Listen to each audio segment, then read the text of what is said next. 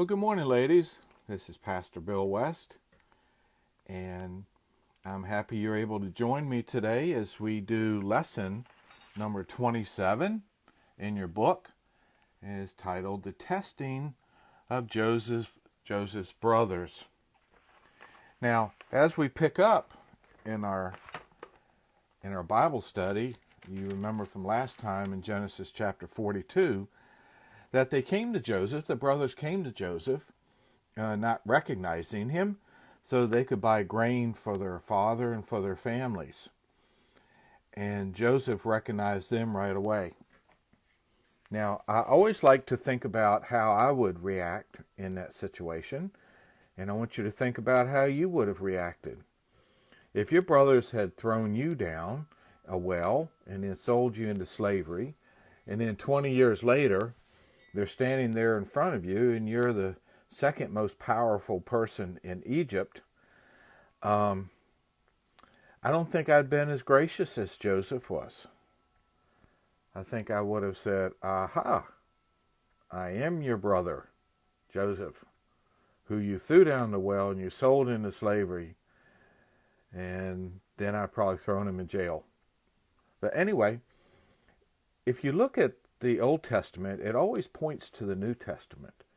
And so when you look at Joseph in the story we have today in Genesis 43 and 44, you see mercy, and you see grace, and you see love, even for those who have wronged him very much. He had every right in the world to hold a judge or to hold a grudge or to get even with his brothers. But he didn't do that. And so pointing to the New Testament, God shows us mercy and grace when we fail him and when we've sinned against him too. But yet he still loves us, and he gives us multiple opportunities to get our heart right with him. And there's another portion in this passage today that we're going to look at that also points to Christ. And we'll get to that in a little bit. So let's pick up on our story. So here we are. Simon is now, one of the brothers, is in jail. And Joseph is testing the brothers to see if they really are still jealous of Benjamin, the youngest brother, because Joseph and Benjamin were brothers by Rachel. And that was the wife that Jacob loved the best. And so the two sons that Rachel gave Jacob were very near and dear to his heart. So in Jacob's eyes, he had already lost Joseph, or so he thought. And he wasn't about to lose Benjamin. That was the only connection between him and his wife Rachel. And so here we are. Joseph has now put Simon in jail, and he has told the brothers that you are to go back and bring your younger brother Benjamin to me so that I can tell that you are telling the truth and that you're not spies. And so reluctantly, the brothers are now returning, and they're going back to their father Jacob. And they probably already know the answer to the question about whether they can bring Benjamin back to Egypt with them or not. Now, you got to remember that this was a long trip. This was about 300 miles. So that would be about us going from here, from Gloucester to Pittsburgh, Pennsylvania, is about 300 miles. So it was a long trip, long travel, very dangerous. So we see here that the brothers come back, specifically Judah, and Judah would have been the oldest. So he was next in line to be the head of the family. He goes to his father and tells him the story of what happened, that we have to bring Benjamin back to Egypt with us. So Joseph, or so he didn't know he was Joseph, but for the ruler to see him, and that the brother Simon was in jail, and Jacob was not having any parts of it. Matter of fact, he said, "Why did you even tell him that you had a brother back here? Why are you bringing trouble on me?" And then Judah says, we have to take him back. Send the boy along with me, and I will take care of him, and I will make sure that he is safe. And if anything happens to him, then you can kill my 2 sons. But I will be personally responsible for Benjamin. And it's almost as if Jacob was rationalizing in his mind, said, okay, well, Simon's in jail, but I don't want to lose Benjamin. And here's a case where favoritism plays in, where Joseph was Jacob's favorite, and then Benjamin was now Jacob's favorite. And so I think he was contemplating leaving Simon in jail in Egypt and just keeping Benjamin at home with him. But finally, Judah steps in on his behalf and says, please, let us take the boy back with us. And so Jacob reluctantly tells him okay.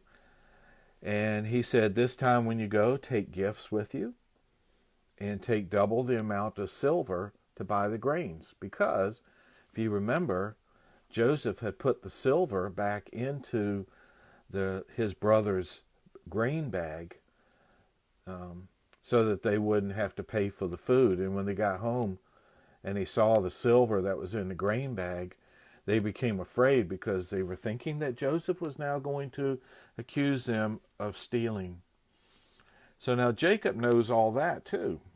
And he's thinking, if I send Benjamin along with these other boys there, they could be sold into slavery and I could lose my entire family. But the one son that he is specifically concerned about is his son Benjamin.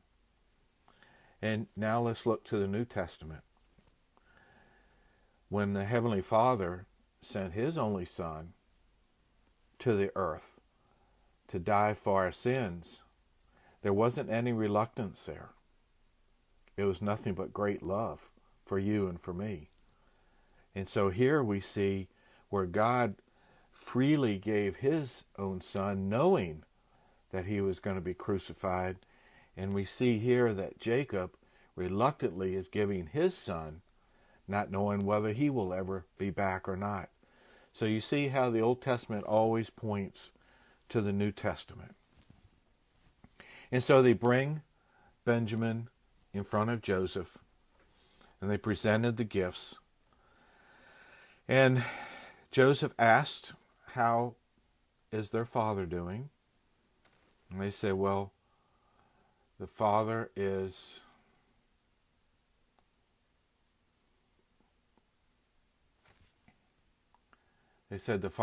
doing well.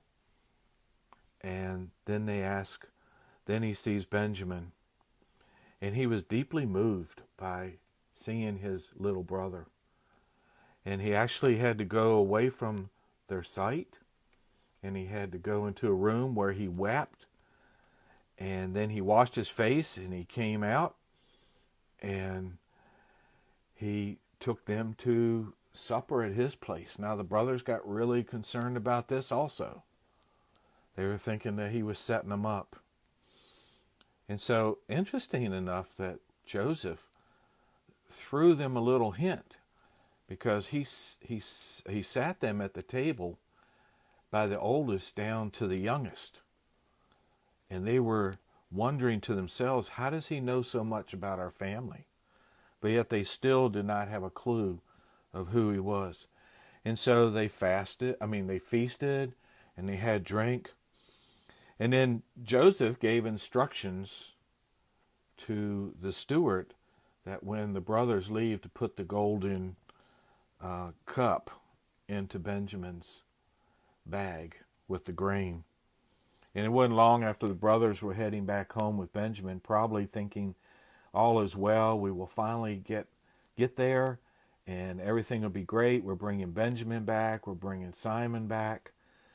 And then Joseph tells his folks to go after them because somebody has stolen the golden cup, the silver cup. So, and you know the story that when they got there, the they opened up all the bags, and sure enough, it was in Benjamin's bag. And so they took all the brothers back. Now here's where it points again to Christ. Because as far as everyone was concerned, except Joseph knew the truth, Benjamin was guilty of stealing. He had sinned against Egypt and against the Pharaoh. And Judah, realizing that Benjamin could be killed or he could be thrown in jail, was very, very concerned about how his father would react to this. And so Judah stepped up and got between Benjamin and Pharaoh, or Joseph at the time, and said, let me take his place. Let me take his punishment. And don't hold this against Benjamin. Do you see Christ in that? Of how, what do we deserve? The wages of sin is death. But yet here we have Judah, the next in line to be in charge of the entire family, stepping in place and said, bring the judgment on me. At that moment, Joseph knew that his brothers' hearts had changed. And so he was very, and so Judah was very concerned again about his father. And so we come to the end, really, of our lesson. And because Judah is taking the place of his brother, and he's standing in his place. And then in verse 33 of Genesis 44, it says, now then, please let your servant remain here as my Lord's slave in place of the boy, and let the boy return with his brothers. How can I go back to my father if the boy is not with me? No, do not let me see the misery that would come upon my father. So you see the true heart of Judah here, don't you?